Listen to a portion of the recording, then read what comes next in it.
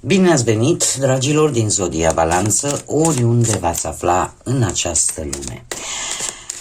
Ca de fiecare dată, sunt încântată să vă am alături la o nouă lectură pentru perioada 20 până pe 26 aprilie. Așa că, dragilor, toți cei care aveți nu doar soarele, ci și luna, Venus sau poate ascendentul în Zodia Balanță, această lectură este de asemenea și pentru voi.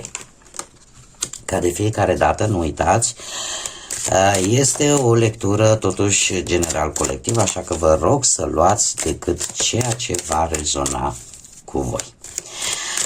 Și desigur vreau să le mulțumesc din suflet tuturor celor care sunteți în permanență aici lângă mine, care mă sprijiniți prin comentarii frumoase, prin gândurile voastre bune și prin gesturile voastre de apreciere, așa că mii de mulțumiri tuturor pentru toate aceste lucruri minunate.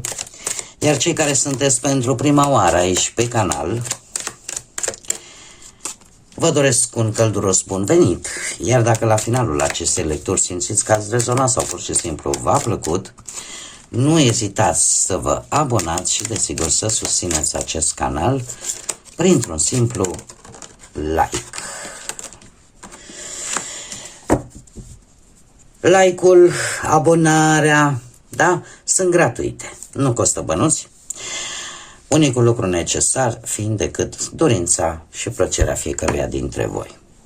Acum, dragii mei dragi, haideți să vedem ce este important pentru voi în această nouă săptămână de aprilie. Ceva legat de o perioadă de timp de 6 luni. Are legătură cu această perioadă de jumătate de an. Avem casa, drumul, hoțul și schimbarea. Aș putea spune că există o anumită, sau cel puțin o persoană poate echilibrată, o situație familială destul de echilibrată, ori că sunteți voi pe cont propriu, pe casa voastră, pe căminul vostru, ori că ați reușit poate un job fix, nu știu, e o stabilitate. Dar această stabilitate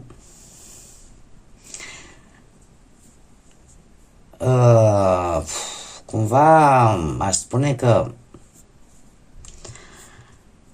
implică o situație pe care voi ați suportat-o destul de mult timp. Știi cum e? Că poate că ați făcut un compromis pe o perioadă mai lungă de timp și care, din păcate, nu prea o mai puteți suporta foarte tare. Orică ați luat decizii pe perioade lungi de timp, ați făcut ceva împrumuturi sau, nu știu, mai degrabă aș zice, dat fiind și faptul că avem și hoțul, ați făcut o decizie un pic nu prea bine gândită.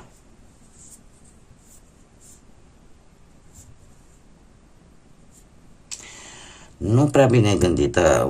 Mai degrabă aș zice că cineva profită în permanență de acest compromis, de această înțelegere pe care voi ați făcut-o pentru a avea această stabilitate sau pentru a obține această locuință sau acest cămin sau această situație. Și lucrul ăsta nu vă place. Și mi se pare și firesc, voi ca și zodie în permanență căutați partea aia dreaptă, corectă. Dar există cineva aici care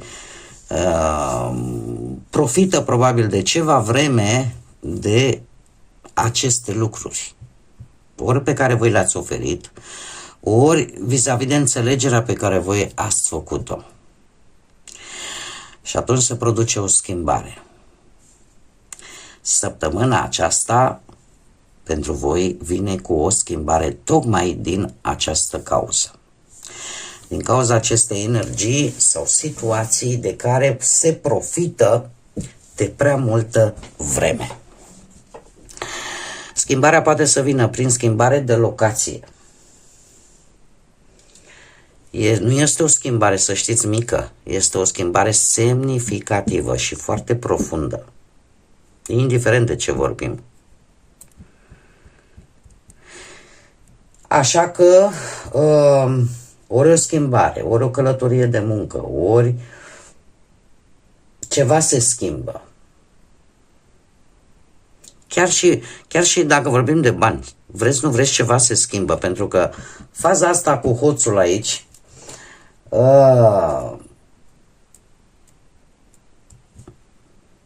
schimbarea poate să vină ori din cauza voastră că vă dați seama cam cum stau lucrurile, vă limpeziți un pic, ori chiar din cauza acestei persoane care a profitat prea mult, de prea mult timp. Haideți să vedem ce ne spune totuși tarotul. Să dezbatem un pic, să vedem ce vine pentru dragii mei din Balanță în săptămâna 20-26 aprilie.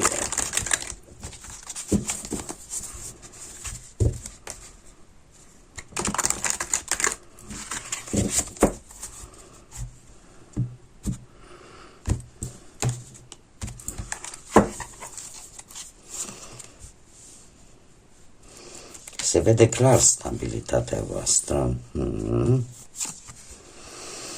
Și avem împărăteasa, avem un cavaler de spade, marea preoteasă și un 7 de cupe. Da, opțiunile or să fie multe, nu va fi ușor de ales, dar nici imposibil. Haideți să le și clarificăm un pic, să vedem ce vine pentru dragii mei din Balanță în săptămâna 20-26.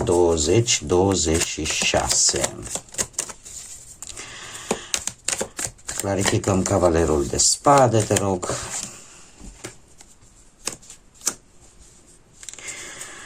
Clarificăm marea preoteasă. Clarificăm marea preoteasă.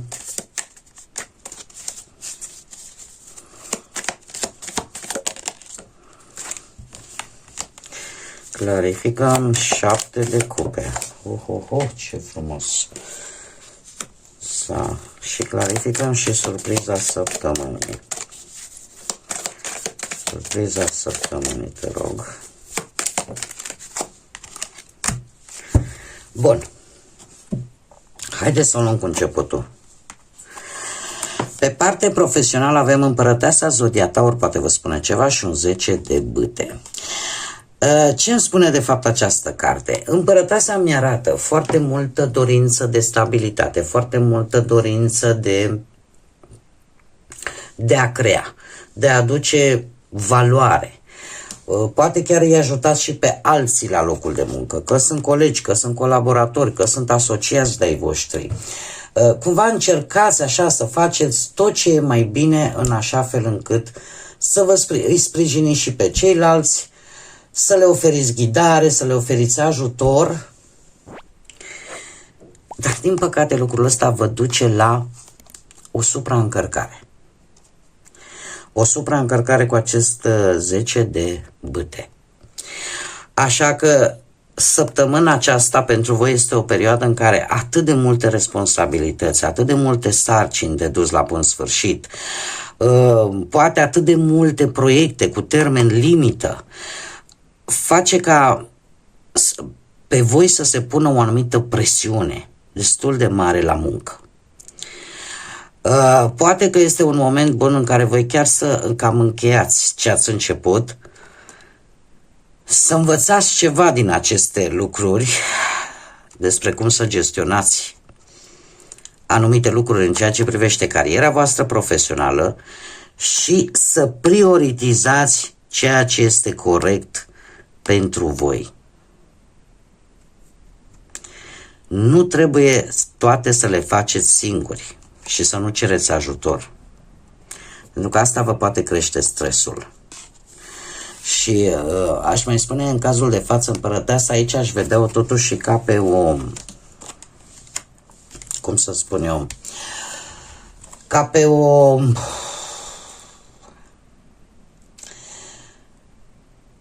protecție prea mare. Preluarea mai multor responsabilități decât puteți voi duce pune prea multă presiune pe voi și de multe ori uitați de propriile voastre nevoi, de ceea ce vouă vă lipsește.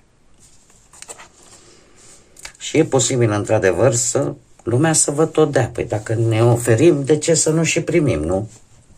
Dar totuși trebuie să aveți un pic de grijă. Pe partea banilor avem un cavaler de spade, zodii de aer. Și aici avem zodia Taur, dacă n-am spus. Poate are sau nu legătură, poate unii dintre voi aveți chiar un ascendent în Taur. Avem un 2 de monede și un cavaler de monede. Dar cavalerul ăsta de spade pe partea banilor îmi vorbește foarte mult. Zodii de aer, am zis, Gemeni, Balanță, Vărsător, și aici cu siguranță sunteți voi, pentru că, nu, aici sunteți voi și aici avem zodii de pământ, Taur, încă o dată, Fecioară sau Capricorn. Acest cavaler de spade îmi vorbește pe partea banilor că aveți anumite acțiuni legate de bani foarte rapide, că trebuie să luați poate niște decizii total neprevăzute, că vreți să faceți investiții pe termen scurt sau investiții foarte rapide. Sau sunteți tentați în această săptămână să acceptați tot felul de oportunități financiare fără să faceți prea multă analiză. Sau poate chiar apar situații în care voi chiar trebuie să rezolvați într-un mod destul de urgent anumite probleme financiare. Situație care vă pune în fața unei decizii importante în care voi va trebui să jonglați între o situație financiară și între o problemă de rezolvat legată de bani. Avem acest cavaler de monede care îmi vorbește de o lentoare în rezolvarea acestor situații legate de bani. Cavalerul de monede este cel mai lent cavaler, dar care de obicei când face lucrurile le face încet, dar bine. Stabilitatea financiară în această săptămână, să știți că vine dintr-o muncă constantă. Da? Nu vine prin noroc, nu vine pentru un câștig rapid, ci mai degrabă vine dintr-un venit stabil și dintr-o investiție sigură. Poate că pe care voi ați făcut-o, sunteți foarte prudenți totuși. Sau cel puțin așa ar trebui să fiți un pic prudenți, pentru că totuși cavalerul ăsta de spade, el se duce la război, dar se uită numai înainte, nu mai este atent foarte tare la detalii. Decizia pe care voi va trebui să o luați va fi una în care efectiv va trebui să vă împărțiți în două. Dar, nu știu, orică există o energie care încearcă oarecum să vă ofere un pic de suport, sau pur și simplu vă dați seama că pentru a putea echilibra un pic lucrurile financiar, va trebui ori să mai luați un job, ori să faceți o muncă constantă, efectiv. Vă încărcați. Are o strânsă legătură cu zecele ăsta de bâte. Pe partea de relații, cei care vă aflați într-un cuplu, avem Marea Preoteasă și un Rege de Cupe. Ei, nu mă nebuni. Nu știu dacă voi aveți ca și parteneri zodii de apă, Rac, Pești sau Scorpion, dar ce pot eu să vă spun, că Marea Preoteasă are ca și, să zicem, guvernantă, are Luna. Asta îmi vorbește foarte mult de momentele când îți asculți partenerul, momentele în care sunteți atenți la ceea ce simte celălalt, nu doar la ceea ce spune. În momentele acelea când ai o discuție efectiv sinceră despre relația voastră, despre planurile voastre în comun, despre ce nevoi are fiecare. Și să știți că, cel puțin pe planul ăsta sentimental, cei care sunteți într-o relație, lucrurile stau chiar foarte bine. De ce? Pentru că și acest Rege de cupe este genul de persoană care care vrea o relație stabilă, echilibrată, care vrea să ofere sprijin, vrea să ofere înțelegere profundă, cu care poți discuta destul de calm, cu care poți avea acel suport moral în momente dificile, care poate face gesturi de grijă constante, da? Chiar dacă uneori poate este prea protector sau îl simțiți așa ca fiind prea controlator, sau poate voi, de ce nu, energia se împarte la doi și poate că uneori, nu știu, și voi sau persoana voastră își ascunde emoțiile pentru a părea puternic, dar de fapt în interior există foarte multă iubire, există foarte multă empatie, doar că are o atitudine un pic mai diplomată, tocmai pentru că vrea să arate că este puternică și că poate. Doar că de multe ori știți cum e, că cu cât încercăm să ne ascundem mai mult, cu atât scoatem la suprafață tot felul de scenarii care nici măcar nu sunt reale și care aduc probleme, tensiuni în relații. Cei care sunteți singuri, un 7 de cupe și steaua. Acest 7 de cupe pentru voi, dragilor, care sunteți singuri, pe partea sentimentală îmi vorbește de atracții foarte multe. E adevărat, și de multe oferte sau posibilități.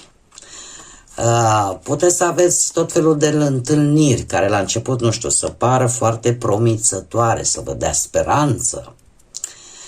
Dar să știți că nu toate sunt ceea ce par a fi. Steaua, în cazul de față, vorbește de zodia Vărsător și în același timp trebuie să știm că vine la pachet și cu, cum să zic eu, cu Uranus. Da? Voi aveți încredere în viitor, aveți speranță, încercați să vă vindecați de ceva.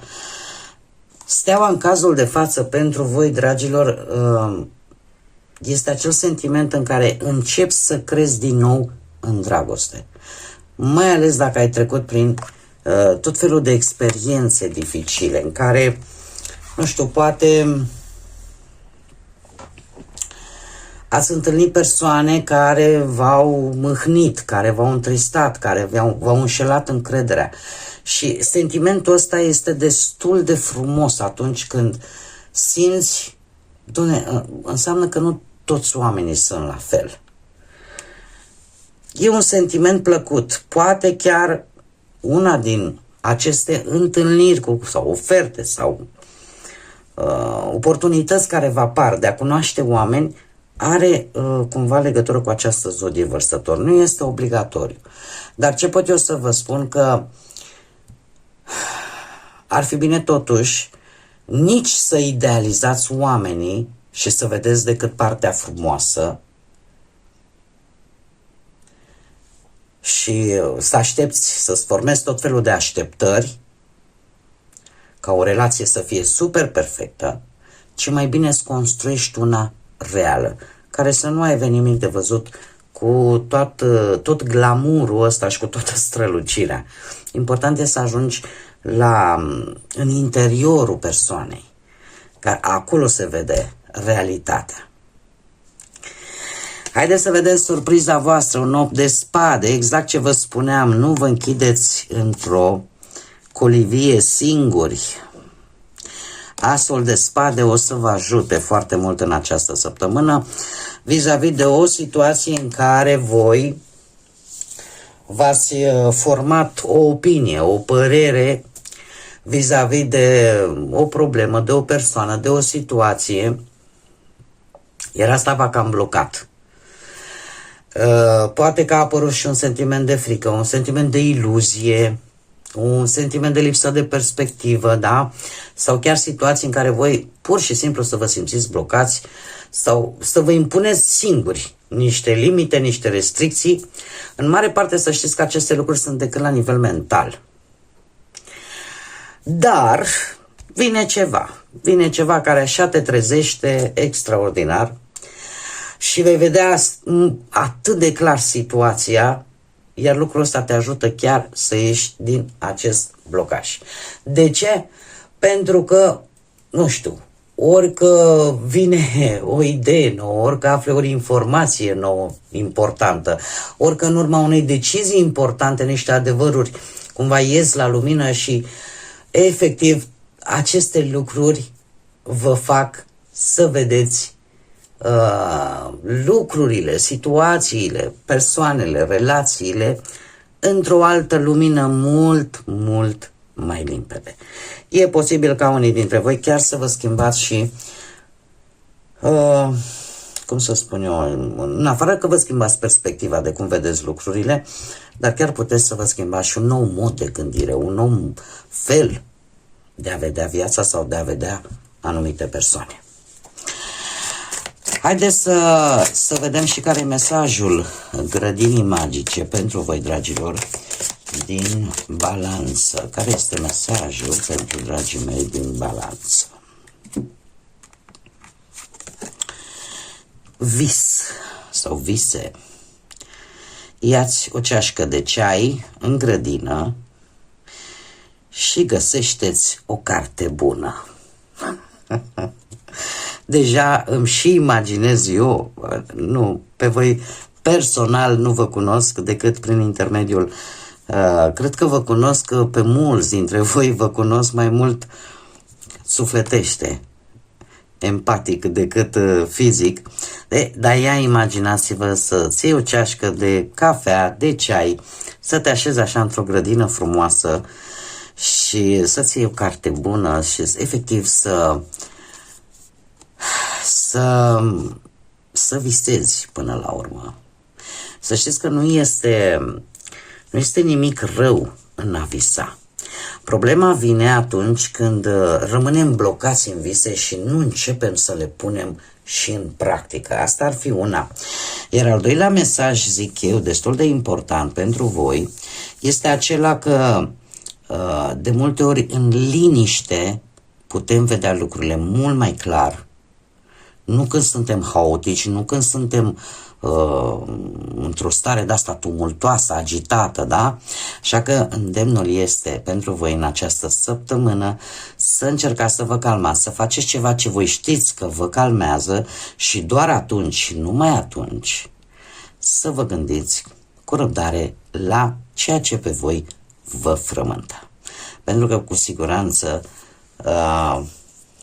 veți găsi niște răspunsuri. Bun, dragii mei, cam acestea au fost mesajele pentru voi pentru această nouă săptămână de aprilie. Vă mulțumesc tare mult că mi-ați fost alături și până la următoarea noastră reîntâlnire, nu uitați, suflete frumoase, să zburați înalt și desigur să lăsați pacea, credința, lumina și iubirea să vă însoțească la fiecare pas.